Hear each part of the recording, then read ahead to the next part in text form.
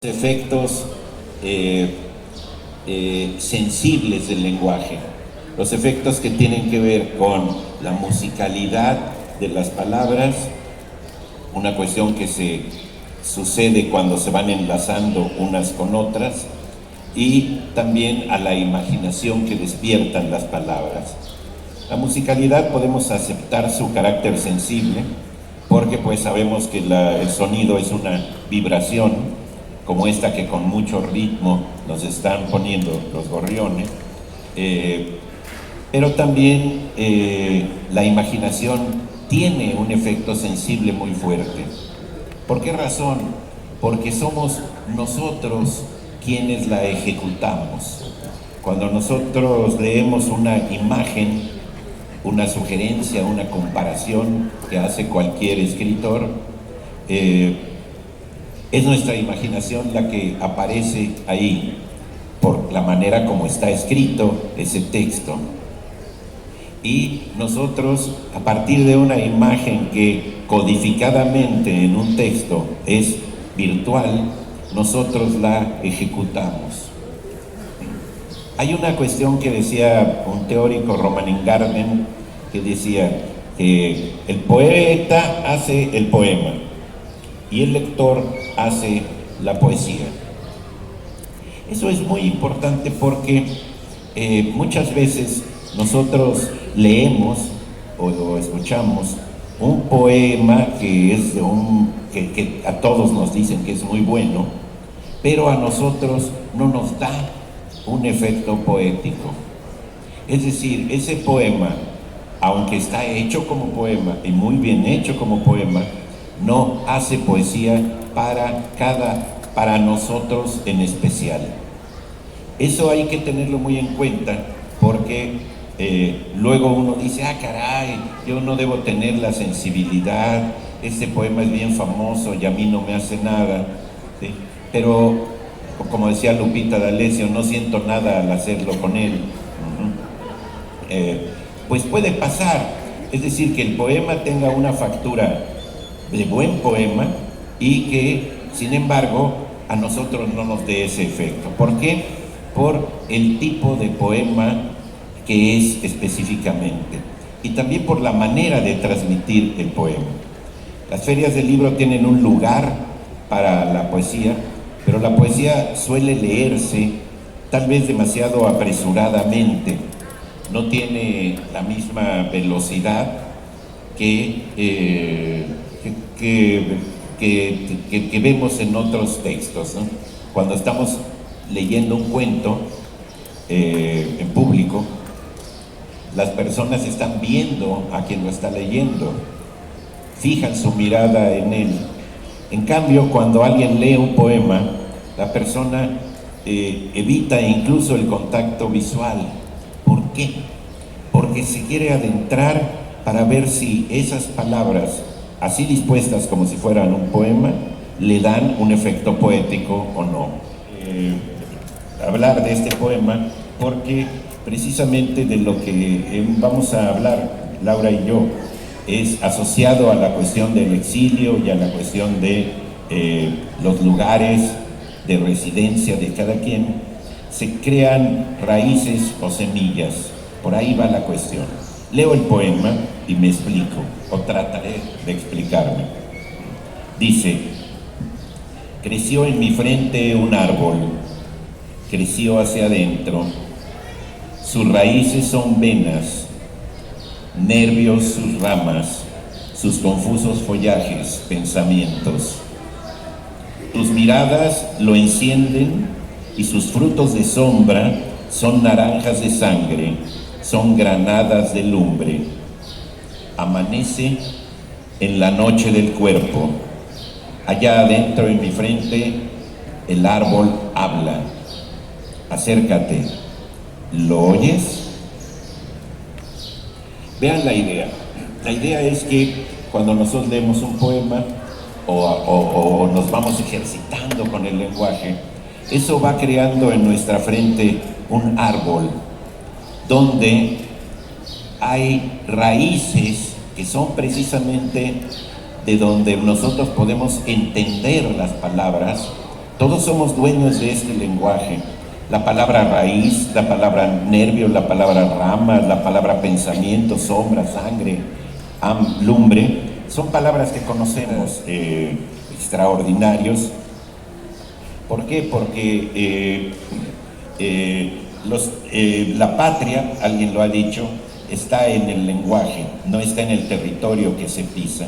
Cuando uno llega con su propio lenguaje, con su lenguaje español, del español de España, cuando llega con su español argentino, con su español uruguayo, con su español chileno, ¿sí? Tiene raíces semejantes que hace que nos juntemos. Uno de los grandes poetas, cuando la patria no es pues el suelo, sino las ramas, los pensamientos y las raíces, todas esas latencias de donde se va nutriendo la comunidad de comentario. Acá cuando llegaron los españoles de la Guerra Civil Española, ya era un tipo de exilio. Había habido antes un exilio no político, un exilio de orden comercial, ¿sí? Vinieron muchísimos comerciantes españoles, y nosotros estamos nutridos por todas esas fuentes, ¿no? Uno de los poetas que fue muy significativo en el exilio español de la República fue León Felipe, un poeta que actualmente se lee poco porque no se ha reeditado y no se anda distribuyendo, ¿sí? Y León Felipe es la principal influencia en la poesía de Jaime Sabines. Uno dice, bueno, ¿y cómo? Si Jaime Sabines es chapaneco, andaba por allá, ¿por qué León Felipe, que andaba acá en el Café La Habana, en la Ciudad de México, diciendo, este año cae Franco, este año cae Franco, este año cae Franco? Este poeta pudo influir a Jaime Sabines, lo influyó por la energía y la contundencia de sus enunciados poéticos. Hay una enorme familiaridad entre la poesía de Sabines y la poesía de León Felipe. Quiero decir pues que en esas partes sensibles del lenguaje, que son las raíces, se van generando frutos nuevos que tienen a su vez semillas que van alimentando todo este proceso. Yo ahí ya me lancé mi rollito de entrada y necesito tomarme un trago de mi vodka. Sí. Amenazado y amedrentado a todos de que íbamos a pasar muchísimo calor, pero se está deliciosamente y siempre es un placer venir aquí y estar con todos ustedes hablando de lo que más nos gusta, que son las palabras, el idioma y en este caso los exilios, como bien tiene como lema esta feria, en esta edición. Y puesto que Casar ha empezado con un poema, aunque yo no soy poeta ni tengo alma de poeta, pero también quiero empezar con uno, así que ahí les va.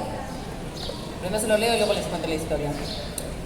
Qué hilo tan fino, qué delgado junco de acero fiel nos une y nos separa con España presente en el recuerdo, con México presente en la esperanza. Repite el mar sus cóncavos azules, repite el cielo sus tranquilas aguas, y entre el cielo y el mar ensayan vuelos de análoga ambición nuestras miradas. España, que perdimos, no nos pierdas. Guárdanos en tu frente derrumbada, conserva a tu costado el hueco vivo de nuestra ausencia amarga. Un día volveremos, más veloces, sobre la densa y poderosa espalda de este mar, con los brazos ondeantes y el latido del mar en la garganta. Y tú, México libre, pueblo abierto, al ágil viento y a la luz del alba, indios de clara estirpe, campesinos con tierras, con simientes y con máquinas, proletarios gigantes de anchas manos que forjan el destino de la patria. Pueblo libre de México. Como otro tiempo por la mar salada, te va un río español de sangre roja, de generosa sangre desbordada, pero eres tú esta vez quien nos conquistas, y para siempre, oh vieja y nueva España. Este poema, que es de Pedro Garfias, que es uno de esos poetas del exilio, él llegó en el Sinaya, si no me equivoco es el primer barco que llegó con exiliados de España, de Francia, cuando Cárdenas pues los recibió a todos y les invitó a venir acá y huir de la guerra y de la muerte, básicamente. Pedro Garfias nació en Salamanca, en España, y murió en Monterrey, en México. Entonces, digamos que él llegó acá muy joven y este poema lo escribió a bordo de ese barco cuando pues, estaban huyendo de prácticamente la muerte, sin haber conocido todavía México. Pues, tenía como esas imágenes, esas ideas de lo que podía esperarles, a pesar de que venían, pues sí, muertos de miedo, de nostalgia, pero también de esperanza y de ilusión. Mucha gente de las que llegó a Veracruz, aquí cerquita, pues se cuentan en esos registros que lo que decían los españoles es como, es que hay colores. Venían de una España gris, venían de una España en guerra, y acá les esperaba los mangos, las flores, los coloridos, los textiles, las sonrisas. Y eso pues produjo una serie de conocimientos, de encuentros que nos habían dado 500 años antes, por supuesto, y de la misma manera, afortunadamente. Y ese exilio, que ya era como el tercero que se producía de España a México, y que tenía que ver con la huida de la guerra a un país que podía ofrecerles una mirada mejor.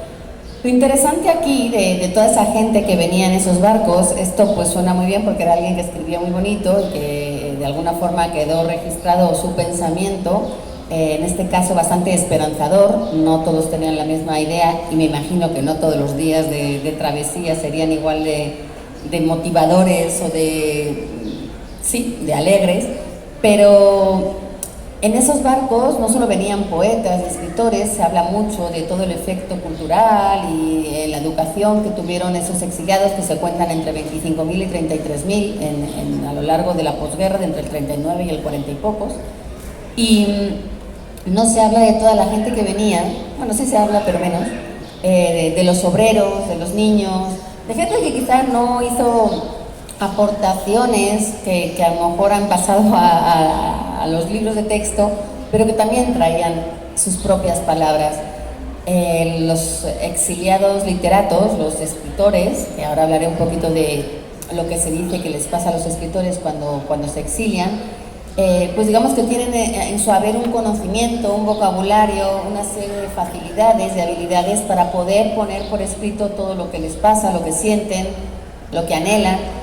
Pero digamos que toda esa gente que no escribió o que no escribe cuando se va a otro país, también trae vocabulario, también trae sus propias maneras de entender una vida, de describir un entorno, y se enfrentan a un entorno lingüístico diferente, desconocido. En este caso, y yo soy prueba de ello, creemos que hablamos el mismo idioma, y sí, más o menos en la base sí, pero te das cuenta al llegar, o notan al principio, poco a poco van saliendo estas diferencias, entonces dices, ay, espera, no hablamos el mismo idioma. Entonces, claro, cuando uno emigra, no sé, a Alemania, a Japón, a Estados Unidos, a cualquier otro país con otro idioma, pues ahí es bastante más evidente, pero cuando uno lo hace desde un idioma a otro idioma que es aparentemente el mismo, parece que no hay estas diferencias. Y lo que pasa es un efecto muy interesante, porque uno está acostumbrado a hablar de la cotidianidad, y la cotidianidad le da una cierta seguridad, una cierta comodidad para poder escribir en libertad o digamos que con más productividad. Lo que hace la falta de cotidianidad, lo que supone el cambiarse de lugar, aunque no sea exiliado, porque uno puede ser emigrante por muchas otras razones, o porque el contacto y la amistad entre la gente hace que, no sé si les ha pasado, pero siempre hay un amigo que tiene una expresión determinada y que uno, por querer como tener esa complicidad con esa persona, termina adoptando palabras, incluso inventadas, que esa persona tiene porque quieres un poco demostrar esa intimidad, esa amistad, esa relación cercana que tienes con esa persona.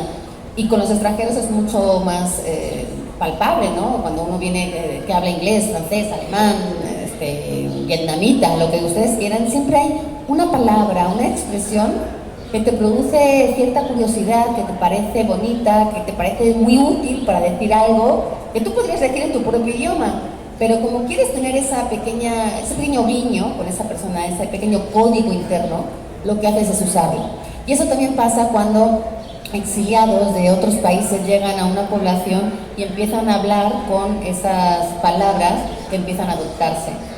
Así se han creado pues tantas instituciones en México, sabemos el Colegio de México, sabemos el Colegio de Madrid, el Ateneo, hay un montón de instituciones que incluso han derivado de esas llegadas, de esas partidas de personas.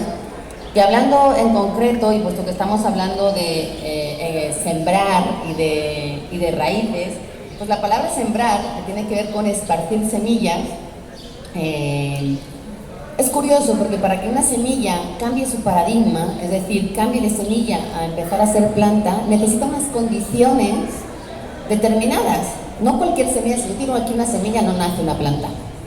Tiene que haber una tierra que además sea fértil, tiene que haber humedad, tiene que haber sol, depende de la planta que sea, pero en general no todas las semillas se pueden dar y transformar en plantas per se.